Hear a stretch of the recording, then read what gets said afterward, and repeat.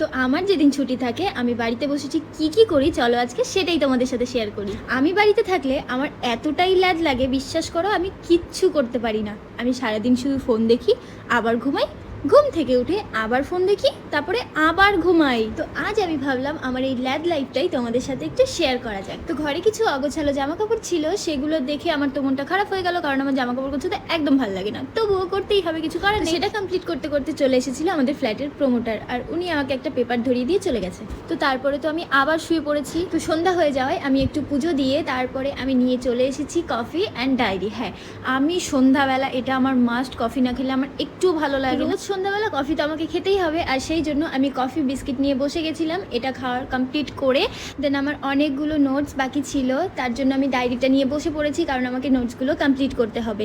আর হ্যাঁ, আমার ভিডিও তোমাদের কেমন লাগছে প্লিজ আমাকে জানাতে ভুলো না। ভিডিও ভালো লাগলে একটা লাইক কমেন্ট করে পাশে থেকো। দেখা হচ্ছে নেক্সট ব্লগে। Tata, bye bye.